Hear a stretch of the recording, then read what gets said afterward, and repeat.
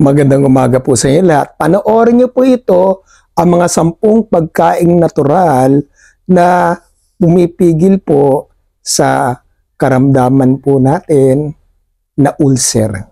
Panoorin po ninyo at marami kayong matututunan. May mga pagkain. Dito po tayo sa mga natural para po malunasan ang sakit na stomach ulcer.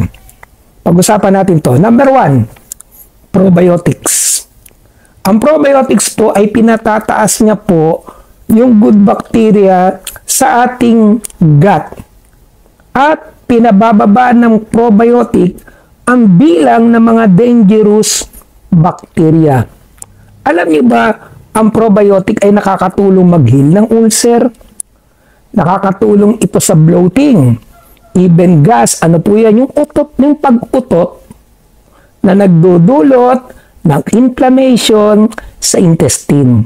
Ang probiotic po ay nakakatulong para mapabilis ang recovery ng stomach ulcer by boosting immune system. For general gut health, pwede ito as conventional medicine. Pwede po, no? Treatment. Pangalawa, high fiber food. Ano po ito? Ito pong mga pagkain nito ay pinabababa ang inflammation sa gut flora. Ang high fiber diet can aid for the treatment in stomach ulcer. Nakakatulong po sa bowel motion in a proper digestion. Ang fiber ay nakakatulong sa depensa ng ating gut para masuporta ng lining ng stomach. Fruits, vegetable, whole grain, legumes ay ilan sa mataas na fiber food na nakakatulong sa stomach ulcer para maiwasan ang pain or paglala ng sintomas. I-increase natin ang fiber intake at i-maintain ang hydration at need din natin ng medical advice in treatment ng ulcer. Pangatlo, leafy green vegetable. Dahil sa high nutritional value and anti-inflammatory qualities, ito po ay aid sa stomach ulcer.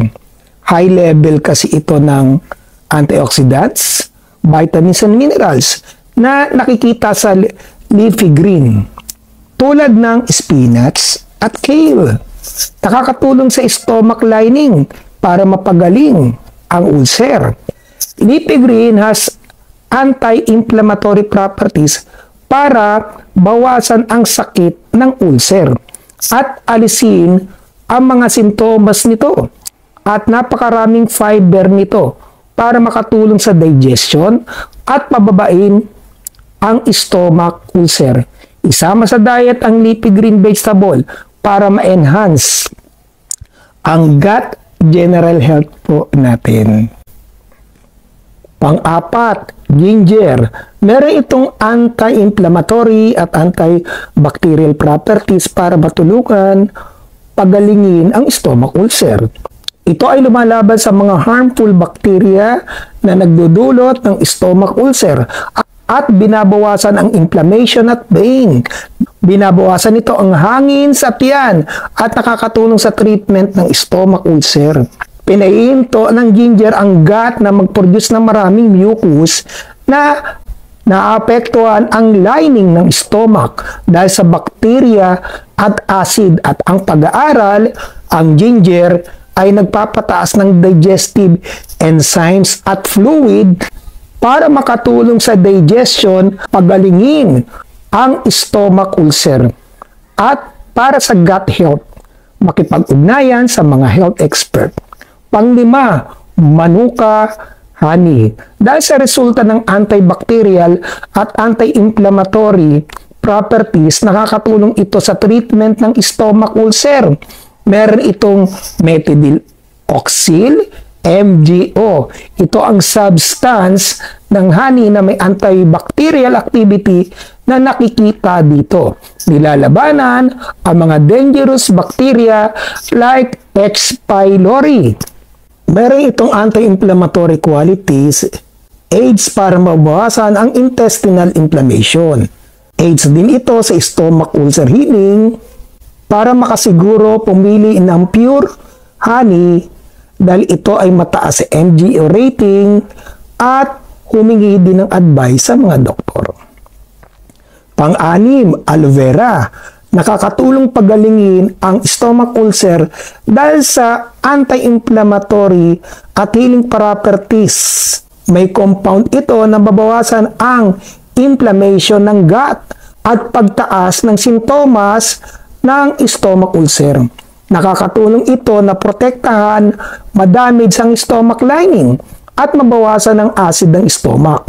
Dagdag pa nito, ang aloe vera ay nakakatulong gamutin ang stomach ulcer by stimulating the growth of new tissues para bawasan ang pagkasugat ng lining.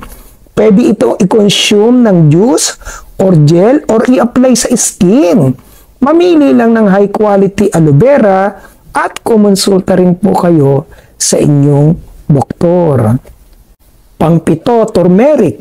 Dahil sa anti-inflammatory at antioxidant characteristic nito, ito ay nakakatulong pagalingin ang stomach ulcer. Dahil sa taglay nitong curcumin, binabawasan nito ang inflammation ng gut at inaalis ang sintomas ng stomach ulcer. Karagdagan nito, ang curcumin ay napaka-potent na antioxidant para protektahan ang lining ng bituka sa injury at bawasan at pigilan ang pagpasok sa katawan ng mga free radicals. Pwede ito as spices or as supplements at mamili ng high quality na turmeric para mataas ang curcumin concentration. Karagdagan, visit kayo sa mga health professional para sa tamang treatment at diagnosis ng stomach ulcer para di makaapekto sa iniinom ninyong medicine drugs. Pang-walo, green tea. Dahil sa anti-inflammatory at antioxidant nito, can heal stomach ulcer. Pinipigilan din ito ang gut inflammation at sintomas ito. Binabawasan ang free radicals sa loob ng katawan natin. Protect the stomach lining. Nakakatulong na makure ang stomach ulcer para ma-prevent ang development nito. According to research, wag lang sosobra sa pag-take ng green tea at kumonsulta sa doktor para sa iba yung kagalingan. Pang-siyam, lean protein. Nagbibigay ito ng nutrisyon para sa pagpapagaling ng stomach ulcer at sa tissue repair. Eating enough lean protein ay nakakatulong sa pagpigil ng gastrointestinal tissue sa pamamagitan ng pagpigil ng scars sa lining ng bituka tulad ng fish, poultry at tofu. Napapababa ang gut inflammation at maalis ang stomach ulcer. Pang-sampu, whole grain. Nakakatulong ito na pagalingin ang stomach ulcer dahil sa high fiber content nito. Yung brown rice, whole wheat bread, promote ng digestive health at nakakatulong sa bowel movement. Karagdagan nito, ang whole grain ay may vitamin B, zinc at magnesium para ito sa tissue repair na nagpo-promote pagalingin ang stomach ulcer.